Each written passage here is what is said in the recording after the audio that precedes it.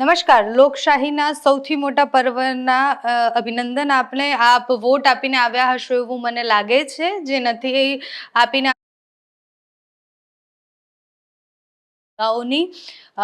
ભાજપના કોંગ્રેસના પ્રવક્તાઓ સાથે વાત કરીશું, સમજીશું કે ચૂંટણીમાં કયા મુદ્દાઓ લોકો સુધી પહોંચાડ્યા છે, એમને કઈ યોજનાઓ છે જેનો ફાયદો થઈ શકે છે, વિવાદ કયા રહ્યા છે, કયા મુદ્દાઓ ચાલશે, જનતા માટે શું કર્યું છે, બધી જ વાત કરવી છે. બીજેપીમાંથી આપણી સાથે પ્રશાંતભાઈ છે અને કોંગ્રેસમાંથી આપણી સાથે હર્ષભાઈ છે. બંનેને પહેલા તો નમસ્કાર. આપ અમારી સાથે જોડાયા એના માટે આપનો આભાર. સૌથી પહેલો સવાલ મારો પ્રકાશભાઈ સાથે છે કે કયા કયા એવા મુદ્દા છે કે જે ભાજપે ગ્રાઉન્ડ પર રહી અને લોકો સુધી પહોંચાડ્યા છે, યોજનાઓની વાત હોય કે પછી બીજા કોઈ મુદ્દા જેનો ફાયદો ભાજપને થઈ શકે?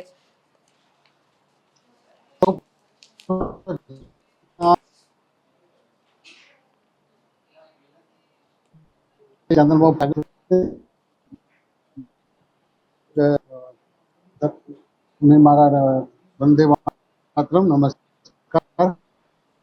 નમસ્કાર મારા સાથી કો પેનલિસ્ટ. મારો અવાજ આવે છે? જી, આપનો અવાજ બહુ જ ઓછો આવે છે. હા, તમારી સ્ક્રીન ચોટેલી છે. અને મારું નામ પ્રશાંત નહીં, પ્રકાશ ઉપાધ્યાય છે. એ જરા કરેક્શન કરી દેજો, કદાચ લખતો પણ પ્રકાશ ઉપાધ્યાય. ઓકે. આજે લોકશાહીનો મોટો અવસર, મોટો પ્રશ્ન. ગુજરાત 26 માંથી 25 સીટોનું જે આજે ચૂંટણી છે અને જે આંકડા આવી રહ્યા છે સવાર, અને સંતોષકારક છે, એવરેજમાં સંતોષકારક છે. અને તમે જે મને પૂછ્યું કે અમે લોકો સાથે કેવી રીતે અમે ભાજપને મત મળે અને મોદી સાહેબની ગેરંટી ફરી 2024માં બેસે આવતા મહિને, એ માટેના પ્રયત્નો માટે અમે પ્રધાનમંત્રી જનધન ખાતા બાકી છે, જલ જીવન મિશન, પ્રધાનમંત્રી શ્રી ઉજ્જવલ યોજના, પ્રાકૃતિક ખેતીને પ્રાધાન્ય, પ્રધાનમંત્રી જન આરોગ્ય, 17 દિવસે જે સરદાર સરોવર સાહેબ બેઠા આપણા 2014 દિવસે તો ડેમના દરવાજા ખોલવાની આપણી જે જીવાદોરી હતી નર્મદા ડેમની, એને લગાવવાની મંજૂરી આપી. ગરીબ કલ્યાણ અન્ન યોજના, સુકન્યા સમૃદ્ધિ યોજના, ભારત મિશન, પીએમ યોજના, સ્વચ્છ વીમા યોજના, અટલ પેન્શન યોજના, પ્રધાનમંત્રી વિશ્વકર્મા યોજના. આ જે વિશ્વકર્મા યોજના જે લાગુ પડી હમણાં, એ નાનામાં નાના જે રોડ ઉપર બેસતા અને નાનું હાથડીચ લઈને બેસતા, એક મોચી હોય કે સલૂન વાળા હોય કે ધોબી હોય, એ લુહાર હોય, એમના માટેની જે વિશ્વકર્મા યોજના પ્રધાન લાગુ પડી, એ લઈ સાથે ગયા. અને કિસાન સન્માન નિધિ યોજના અને પીએમ મુદ્રા યોજના, યુવાનો માટે, મહિલાઓ માટે, કિસાનો માટે અને ગરીબ કલ્યાણ યોજનાઓ અમે પ્રકાશભાઈ, આ બધી યોજનાઓ મને ખબર જ છે, પણ આ પહોંચી છે લોકો સુધી? પહોંચી યોજના જ્યાં અમે રથ લઈને, અમારા હિતેન્દ્રભાઈ પટેલ ગામે ગામ રથ લઈને પહોંચ્યા હતા અને જેટલી યોજનાઓમાં ત્યાં રૂબરૂ ફોર્મ ભરાયા, જે યોજના વંચિત રહી ગયા હતા એમને રૂબરૂ ફોર્મ એનો લાભ મળ્યો અને લાભાર્થીઓ પણ લાભ લીધેલું છે. અચ્છા, હર્ષભાઈ, શું લાગે છે આ વખતે કોંગ્રેસની અત્યારની સ્થિતિ જોતા? આજે સૌપ્રથમ લોકશાહીની આજે મહાપર્વમાં આપણે સૌ ભેગા થઈને અને ગુજરાત નહીં પણ સમગ્ર દેશમાં જ્યારે મતદાનના અલગ અલગ ફેઝ ચાલી રહ્યા છે, આજે ત્રીજા ફેઝનું ઇલેક્શન છે, એમાં આપણે સૌને હું વિનંતી કરું છું કે આપણે સૌ મતદાન કરવા જઈએ અને જે દેશની લોકશાહીની ઉજવણીમાં આપણે સૌ એને ભાગીદાર થઈએ. તમે જે રીતે વાત કરી કે કયા કયા મુદ્દાની વાત છે, જે રીતે આ પ્રકાશભાઈએ જે રીતે વાત કરી, બધા મુદ્દાઓ, આ બધા મુદ્દાઓ કયા મુદ્દા છે? અમે જે રીતે લોકોની વચ્ચે ગયા અને અમારી તો કોંગ્રેસ પાર્ટીની જે મેનિફેસ્ટો હતું, અમે કોંગ્રેસ પાર્ટીની મેનિફેસ્ટો જે છે તે સ્પષ્ટ રીતે મેનિફેસ્ટો છે, જુમલાવાળી વાત ના હોય. આ ભારતીય જનતા પાર્ટી જેવું નથી કે 15 લાખ કહીને ગૃહમંત્રીઓ કે જુમલો હતો. અમે અમે લોકોની વચ્ચે ગયા અને એની વચ્ચે કીધું છે કે જે યુવાનો બેરોજગાર છે તે લોકોને પહેલી નોકરી પાકી 1 લાખ સુધીની એપ્રેન્ટિસશીપ આખા વર્ષે મળશે. જે આ ગરીબ વર્ગની મહિલાઓ છે, ગરીબ પરિવારની મહિલાઓ છે, તેમના ખાતામાં 1 લાખ રૂપિયા દર વર્ષે આપશું. અને સાથે સાથે મનરેગાની વાત છે, જે મનરેગા તહેત જે એક દિવસની જે આવક જે સરકાર ભોગવતી હોય છે તે 400 રૂપિયા કરવાનો અમારો દાવો છે. સાથે સાથે અમે યુવાનો માટે એક વાત કરી છે કે જે રીતે પેપર ફૂટવાની ઘટના છેલ્લા 30 વર્ષથી ગુજરાતમાં ભારતીય જનતા પાર્ટીની સરકાર છે અને છેલ્લા 10 વર્ષથી કેન્દ્રમાં ભારતીય જનતા પાર્ટીની સરકાર છે, પણ ગુજરાતમાં 20 થી વધારે સરકારી પરીક્ષાના પેપરો ફૂટી ગયા છે. તો એ વસ્તુ લઈને અમે યુવાનોની વચ્ચે પણ ગયા છે કે પેપર ફૂટી ગયા છે અને હજુ પણ આજે એના આરોપી બહાર ખુલ્લેઆમ ફરી રહ્યા છે. એના આરોપીને હજુ આજ સુધી કોઈ સજા થઈ નથી. એટલે હવે એ વસ્તુ યુવાનોને નક્કી કરવાની છે કે આપણે જે પેપર ફોડનારાને પ્રોત્સાહન આપણે એ સરકાર લાવી છે કે જે સસ્તી અને સારી શિક્ષણ અને પેપર ફોડનારાઓને જેલના સળિયા પાછળ નાખે એવી સરકાર લાવવાની છે. જી પ્રકાશભાઈ.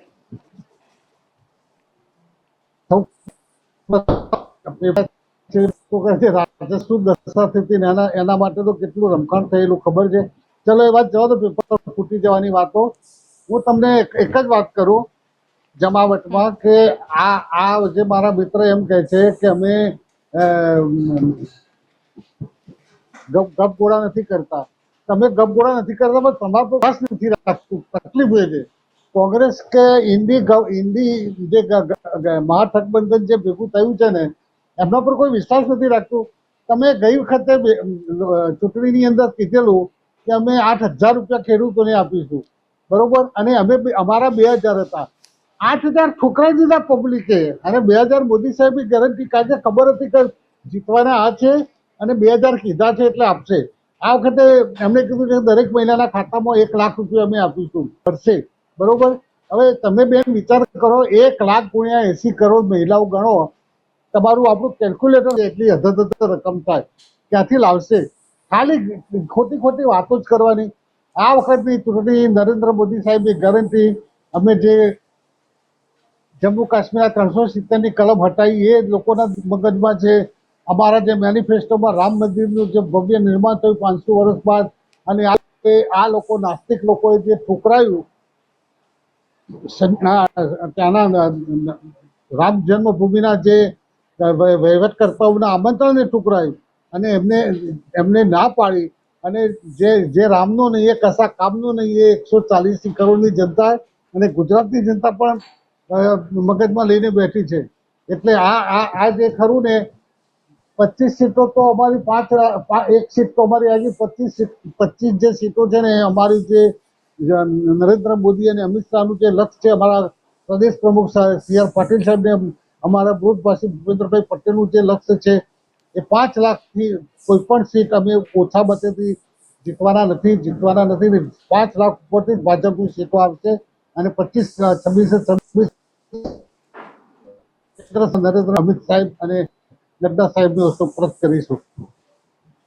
અચ્છા હર્ષભાઈ, બીજેપીમાં એવું કહેવાય છે કે 5 લાખથી વધુ લીડથી જીતીશું, જે પ્રમાણે કહ્યું પ્રકાશભાઈએ. કોંગ્રેસને અત્યારે શું લાગે છે, તમે શું કહેશો કે કઈ બેઠક પર પડકાર લાગ્યો, કઈ બેઠક એવું લાગે છે કે આસાનીથી મળશે? હું એક વસ્તુ કહેવા માંગુ છું. હું એક મિનિટ મારી વાત મૂકી દઉં. જે રીતે પ્રકાશભાઈએ વાત કરી કે જો રામ કા નહીં वो किसी का नहीं, આ લોકો પાસે કોઈ વિકાસના કામ નથી એટલે હવે આ લોકો રામના નામે મત માંગવા નીકળ્યા છે. આ લોકોની દુકાન કોઈ બીજા નામે ચાલી નથી એટલે હવે ભગવાનના નામે, રામના નામે આ લોકોની દુકાન આ લોકો ચલાવવા નીકળ્યા છે. સાથે સાથે એક વસ્તુ કહેવા માંગુ છું કે આ લોકો કે રામ મંદિરના આમંત્રણ ઠુકરાઈ દીધું ને બધી ખોટી ચર્ચાઓ કરીને વાતને વેડફવા માંગે છે. મુદ્દો એવો હોવો જોઈએ, તમે મેનિફેસ્ટોમાં લખ્યું છે કે રામ મંદિર બનાવીશું, રામ મંદિર બની ગયું, અમે પણ ખુશ છીએ, અમે એક હિન્દુ તરીકે જય શ્રી રામ અમે પણ કહીએ છીએ. સાથે બીજી વસ્તુ જે છે કે આ લોકો કહે છે કે ઇન્ડી ગઠબંધન, એ સૌથી પહેલા ઇન્ડિયા છે. એ સૌથી પહેલા મારા ભાજપના મિત્રને ખબર ના હોય તો એ સમજી જવું જોઈએ. બોલતા ના આવડતું હોય તો શીખી લેવું પડે, પછી આવું જોઈએ. બીજી વાત ઇન્ડી અલાયન્સ એનો અર્થ અલાયન્સ થાય છે ભાઈ. ભાઈ મારામાં વચ્ચે ના બોલો. તમારામાં બોલ્યો નથી, લખી રાખો, તમારા વારામાં બોલજો. એવું નહીં સમજવાનું વચ્ચે બોલીને સારા લાગીએ, બરાબર? જે રીતે વાત કરી કે આ લોકો ઇન્ડિયા અલાયન્સ છે, એ કોઈ ઇન્ડિયા અલાયન્સ નથી. એટલે સૌથી પહેલા એમને શીખીને આવવાની જરૂર છે, અભ્યાસ કરવાની જરૂર છે. જે રીતે દેશ આઝાદ થયો એના પછી કોંગ્રેસની સરકારે જે દેશમાં IIM બનાવ્યા, IIT બનાવ્યું, ISRO બનાવ્યું, એટલે આખા દેશને વિકસિત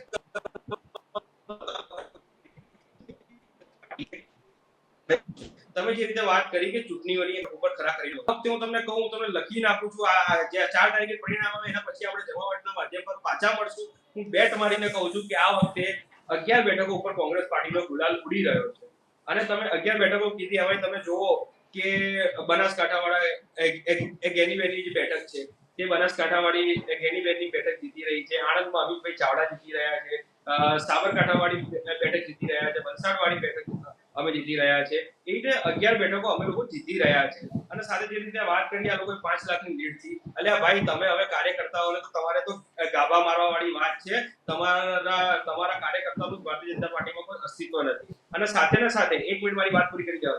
સાથે ને સાથે જે રીતે વાત કરી કે આ લોકો 5 લાખની લીડ તો જે સીઆર પાટીલ બોલતા હતા એ તો એમને પણ ચૂંટણીમાં બોલવાનું બંધ કરી દીધું, કારણ કે હવે આ લોકો હાર પાડી ગઈ ભારતીય જનતા પાર્ટી. એમને ખબર પડી ગઈ છે કે હવે આ લોકો 2 લાખ મતેથી હારી રહ્યા છે. આ હાર પાડી ગયેલી આ લોકોના મનમાં જે આવશે એ બોલશે. હવે તો જોવો 4 જૂન બાકી છે, 4 જૂન પહેલા લોકોના મનમાં જે આવશે બોલશે. અને એનો તમારે ચોખ્ખો ઉદાહરણ જોવું હોય તે આપણા પ્રધાનમંત્રીજી જે અત્યારે ભાષણો કરી રહ્યા છે એમાં જુઓ, એમને હવે કોઈ વસ્તુની ખબર પડી નથી રહી, એટલે જે મનમાં આવે એ બોલવાનું એમને ચાલુ કરી દીધું છે. જી પ્રકાશભાઈ, આપ કઈ કહી રહ્યા હતા? અરે આ મારા મિત્ર કહે છે ને કે રામ તો અમારા હૃદયમાં વસેલા છે. અરે તમારા રામ રામ કરતા તમારા રોનક ગુપ્તા, પ્રોફેસર વલ્લભ અને હમણાં છેલ્લે રાધિકાબેન ખેડા જો કીધું હું અયોધ્યા જઈ આવી તો મારા પર માથા ધોવાય ને મને તો છત્તીસગઢમાં મને પૂરી દીધી રૂમમાં. અને કે આ બધું, અને પ્રમોદ આચાર્યજીને કીધેલું કે તમે આ બધી અને આ રામજી છે કશું બોલતા નહીં. તમે બધા તમારે જે 5 જણા જે રાહુલ ગાંધી, સોનિયા ગાંધી, પ્રિયંકા ગાંધીના જે 4 ચંદાર ચોકડી કરીને એ બધા વામપંથી બાજુના છે અને એમને રામ સાથે કોઈ લેવા દેવા નથી. ચલો એ વાત જવા દો. અમે 5 લાખ મતેથી અમે વધારે મતેથી 25 સીટ જીત્યા છીએ. અને જો 26 સીટ તો 26 જીતત, અને ગુજરાતમાં 27 સીટ તો અમે 27 જીતત. શું વાત કરો છો સાહેબ? મોદી સાહેબની ગેરંટી અહીંયા. અને 1995 થી તો ગુજરાતમાં આ લોકો બેરોજગાર છે રાજકીય રીતે, અને 10 વર્ષથી કેન્દ્રમાં. બેન તમને કહું કે આ 10 વર્ષમાં જો નરેન્દ્ર મોદી સાહેબ ના બેઠા હોત ને તો 70 નહીં, બીજા 70 વર્ષ પાછળ પડી જાત. આ 10 વર્ષની અંદર જો કોંગ્રેસની સરકાર કે આ બધા લલ્લુ પંજુઓની સરકાર આવ્યું હતું, આ બધા તુષ્ટિકરણ, પરિવારવાદ, ભ્રષ્ટાચાર એ સિવાય કશું એ નહીં. એમને નથી કોઈનો વિકાસ કરવો. વિકાસ, અને હવે તો સૌની જિજ્ઞાસા જીતોની અંદર આ બધું લઈને ગયા હતા છત્તીસગઢ, મધ્યપ્રદેશ, રાજસ્થાન પ્રચાર કરવા, બધા મુદ્દા જીતી લાયા ને અમે 3 રાજ્યોમાં જંગી બહુમતીથી. એ વખતે કહેતા હતા કે છત્તીસગઢ તો ભાજપ જ કોંગ્રેસ જ બનશે, રાજસ્થાન તો અશોક ગેહલોત રિપીટ થશે, મધ્યપ્રદેશમાં તો એન્ટી ઇન્કમ્બન્સી છે અમારા શિવરાજસિંહ ચૌહાણ મામાજીની. અરે 3 રાજ્યો, હિન્દી બેલ્ટ અને ગુજરાત રાજ્ય અને મહારાષ્ટ્ર, આ જે 3 યુનિટી જે છે અમારી, એ તો ભાજપ પ્રત્યે, અને આ મેક્સિમમ અને જમ્પિંગ અમારી સીટો ભાજપની 370 સીટો લાવવામાં અમારી ગુજરાત, મધ્યપ્રદેશ, રાજસ્થાન, છત્તીસગઢ, આસામ અને દક્ષિણ ભારતમાં પણ, અને બંગાળમાં, મહારાષ્ટ્રમાં અમે દરેક જગ્યાએ એ કરીશું. અને નરેન્દ્ર મોદી સાહેબ બહુ બધી 400 પાર અને 370 ભાજપ સાથે અમે ફરીથી શપથવિધિ લેશે નરેન્દ્રભાઈ મોદી સાહેબ અને અમિતભાઈ શાહ સાહેબ. પ્રકાશભાઈ, તમે એમ કહી રહ્યા છો કે 5 લાખથી વધુ લીડથી જીતીશું. ઘણા બધા મુદ્દા હતા, વિવાદ પણ હતો, અંદરોઅંદરના વિખવાદની પણ વાત કરીએ તો ઉમેદવારો પણ બદલવા પડ્યા હતા. તો એ સ્થિતિમાં જે નારાજ છે એ લોકો અને એના કાર્યકર્તાઓ ભાજપ સાથે છે? બધા ભાજપ જોડે જ છે. જો બેન તમે જે કહેવા માંગો છો ને, તમે, મને ખબર છે તમે પરસોત્તમ રૂપાલાજીની વાત કરશો, એ વાત હવે જૂની થઈ ગઈ. આજે મતદાન છે એટલે એમાં બહુ પડવું નથી, પણ એક જ વાક્ય કહું. કઈ રીતના જૂની થઈ? હજી પણ ચાલુ જ છે આંદોલન તો? ના, કશું ચાલુ નથી. એ આંદોલન, એ મારી વાત સાંભળો, એ ભાઈ એના ઉપર બહુ હું એમાં વધારે ઊંડો ઉતરતો નથી, પરંતુ ક્ષત્રિય સમાજ અને રાજપૂત સમાજને પણ ખબર છે બેન, પ્રભુ શ્રી રામ ક્ષત્રિય જ હતા અને 500 વર્ષ જૂની જે શ્રી રામ જન્મભૂમિ અને સનાતન ધર્મનું રક્ષણ કરવા નરેન્દ્ર મોદી સાહેબની અને અમારા એજન્ડામાં જ હતું. એટલે એ વાત જવા દો. અને દરેક જગ્યાએ અમે ભાજપના કમળ ખાચીએ. બીજી બધી પ્રકાશભાઈ, હું સવાલ બીજો પૂછી રહી છું, આપ જવાબ બીજો આપી રહ્યા છો.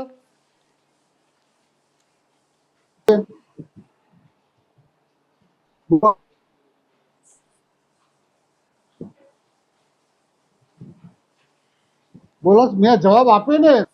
કોઈ સમાજ કે કોઈ નારાજ નથી. અમારે નારાજગી જ્યાં સુધી ફોરમ ભરાય ત્યાં સુધી હોય, પછી બધા અમે એક થઈ જતા હોઈએ છીએ અને બહુ સાથે એકબીજાના ખભે ખભા મિલાવીને ચૂંટણીનો પ્રચાર કરતા હોઈએ છીએ અને એનું રિઝલ્ટ લઈશું.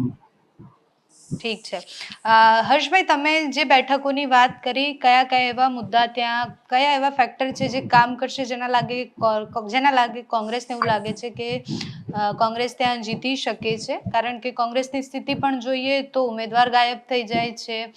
સુરતની વાત કરીએ તો બી આપણે સ્થિતિ જોઈ છે. તો 4 તારીખ પછી કોંગ્રેસના નેતાઓ, ઉમેદવારો ગ્રાઉન્ડ પર દેખાશે ખરી?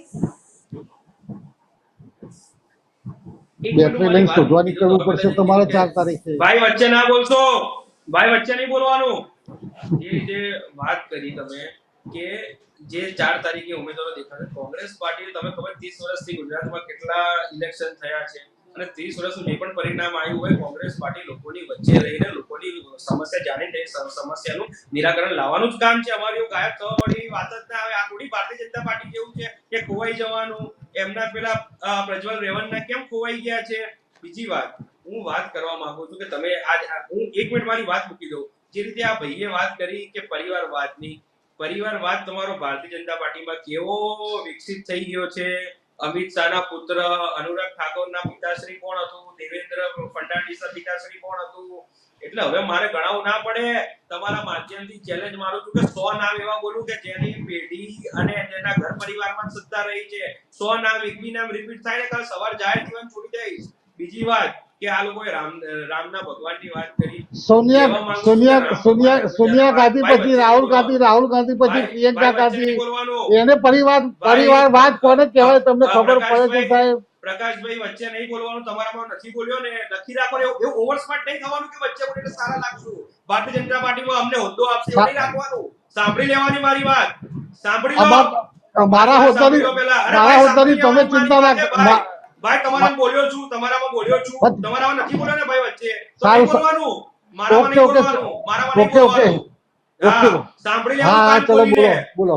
એક વડીલ છો, મને કહેતા સારું ના લાગે. હવે હું એક વસ્તુ કહેવા માંગુ છું. ઓકે, બોલો. ચલો, ટાઈમ બગાડ્યા વગર વાત કરી કે રાષ્ટ્રપતિ નાગરિક રાષ્ટ્રપતિ હતા, તેમને કેમ પ્રાણ પ્રતિષ્ઠામાં બોલાવવામાં ના આવ્યા? હું કહેવા માંગુ છું કે જે 25,000 કાર્ડ સેવકોનું જે ત્યાં ખૂન રેડાયું હતું ને, તે ખૂન રેડાયું છે એમાં તેના ઘર પરિવારમાંથી કોકને બોલાયો હતો. તો આજે મને આનંદ સાથે વાત હતી. અને બીજી વાત હું કરવા માંગુ છું કે પરિવારવાદની વાત કરો છો. રાજીવ ગાંધીજી પછી કોંગ્રેસ પરિવારમાં, ગાંધી પરિવારમાં કોણ એવું હતું કે જે સરકારી હોદ્દે બેઠું છે, કોઈ મિનિસ્ટ્રીમાં બેઠું છે? એક નામ એવું બતાવો તમારામાં તાકાત હોય તો. કોઈ એવું બેઠું નથી. એટલે ખોટી વાત નહીં કરવાની પરિવારવાદની. રાહુલજી ખાલી સાંસદ છે, કઈ મિનિસ્ટ્રી ભોગવેલી છે? ક્યાં પીએમ બનેલા છે? કોઈ અધ્યક્ષ બી નથી બનેલા. એટલે ખોટી વાત નહીં કરવાની. સરકારી કોઈ પણ હોદ્દે એમને ભોગવેલો નથી સાંસદ સિવાય. ખોટી વાત નહીં કરવાની. તમે જે રીતે વાત કરી કે જે લોકોની વચ્ચે જઈને જે ચૂંટણીના મુદ્દા હતા એમાં જે પરસોત્તમ રૂપાલાજી જે ક્ષત્રિય આંદોલનનો જે ભાગ છે, તે ક્ષત્રિય આંદોલન હવે ખુલીને ભારતીય જનતા પાર્ટીના વિરુદ્ધ મતદાન કરવા જઈ રહ્યું છે. કારણ કે કોઈ પણ રાષ્ટ્રનું નિર્માણ થતું હોય છે તે સમાજ નિર્માણના થકી થતું હોય છે. અને એમાં જે પરસોત્તમ વાણી વિલાસ ચૂકવેલા પરસોત્તમ રૂપાલાએ જે આખા સમાજની અસ્મિતા, તો એમને લાગણી ડૂબાઈ છે, પણ આ તો સમાજ નહીં, સમગ્ર દેશનો ક્ષત્રિય સમાજ નહીં, પણ સમગ્ર દેશમાં બધા જ સમાજના લોકોની અસ્મિતાને ઠેસ પહોંચાડવાનું કામ અગર કોઈએ કર્યું હોય તો આ ભારતીય જનતા પાર્ટીના નેતાએ કર્યું છે. અને પછી પણ ક્ષત્રિય સમાજે ઘણી બધી વખત ભારતીય જનતા પાર્ટીને કીધું કે ભાઈ, અમારે ભાજપથી કોઈ તકલીફ નથી, તમે ઉમેદવાર બદલી નાખો. પણ તો પણ ભારતીય જનતા પાર્ટીએ ક્ષત્રિય સમાજને ચેલેન્જ ફેંકી કે અમે તો ઉમેદવાર નહીં બદલીએ, તમારા તાકાત હોય તો હરાઈને બતાવો. આ ચેલેન્જ કરવા માંગે છે ભારતીય જનતા પાર્ટી ક્ષત્રિય સમાજને. અને અમે બીજી વસ્તુ કે જે લોકોની વચ્ચે ગયા કે જે તમે મોંઘવારી જો આજે તેલનો ડબ્બો 3000 રૂપિયા થઈ ગયો છે, આજે ગેસનો બાટલો 1200 રૂપિયા થઈ ગયો છે. હર્ષભાઈ, મારે એ જાણવું છે કે કોંગ્રેસે શું કર્યું ને કોંગ્રેસ શું કરશે 4 તારીખ પછી? નેતાઓ દેખાશે? દેખાશે જ ને, કેમ નહીં દેખાય? 30 વર્ષથી ગુજરાતમાં સરકાર નથી તો પણ 30 વર્ષમાં કેમ નેતાઓ દેખાયા નથી? તમારા નેતાઓ ગ્રાઉન્ડ લેવલ પર જ કામ કરે છે. અમને એસી કેબિનમાં ભારતીય જનતા પાર્ટી બેસતા નથી આવડતું. અમે લોકોની વચ્ચે જ રહીને લોકોની વચ્ચે જ કામ કરીએ છીએ. એટલે જ અમારા નેતા 4 તારીખ ભલે રિઝલ્ટ આવે, અમારા રાહુલ ગાંધીજીએ કાશ્મીરથી આ કન્યાકુમારી અને મણિપુરથી મહારાષ્ટ્ર સુધીની જે ભારત જોડો યાત્રા, એક તો પહેલી જે યાત્રા હતી પદયાત્રા કરી છે, બીજી જે યાત્રા છે એ પણ ભારત જોડો ન્યાય યાત્રા એમને કરેલી છે. એટલે અમે તો લોકોની વચ્ચે જ છે અને લોકોની વચ્ચે રહેવાના છે. ઓકે, પ્રકાશભાઈ, આપની છેલ્લી કોમેન્ટ. હું તમને કહું બેન, આ અમને વાત કરીને રાષ્ટ્રપતિને રાષ્ટ્રપતિની કહેવા વાળા એક લોકોને સોંપતું નથી. અને હમણાં ગયા જ અઠવાડિયે શ્રી રામ જન્મભૂમિ ના ત્યાંથી તેમના મુખ્ય પ્રવક્તાએ, મુખ્ય સંચાલકે કીધું, રાષ્ટ્રપતિજી અને પૂર્વ આપી આવે છે, પરંતુ પ્રોટોકોલ અને એના લીધે એ લોકો આવ્યા નથી. અને હમણાં 4 દિવસ પહેલા જ રાષ્ટ્રપતિજી જઈ આવ્યા. એ બધી ખોટી અને કહેતા રાહુલ ગાંધીને કયો સત્તાનો લાભ લીધો. અરે ભાઈ, તમારા ખડગેજી હોય કે પીવી નરસિંહ હોય કે મનમોહનસિંહ હોય, 10 જનપદ સોનિયા ગાંધી ને રાહુલ ગાંધીના હાથેથી તો સરકાર ચાલતી હતી. એમનો મેન્ડેટ ફાડી નાખ્યો તો ખબર છે? મનમોહન વડાપ્રધાનનું ફાડી નાખ્યું તું જાહેરમાં. આવું તો અપમાન કરે છે. અમારે તો શિસ્તબદ્ધ છે. તમે ચિંતા કરતા નહીં બેન. અને તમે ભાજપની આ 4 તારીખે ભાઈને બોલાવજો. હું પણ આવીશ. પછી રોદડા રોતા નહીં કે EVM આમ હતું ને ટેકનું હતું ને પૂછડું હતું ને નાચું ને એટલે આગળ ઓખું હતું ને એ બધી વાતો કરતા હતી. ઓકે, હર્ષભાઈ થેન્ક યુ. પ્રકાશભાઈ થેન્ક યુ, આપ અમારી સાથે જોડાયા એના માટે.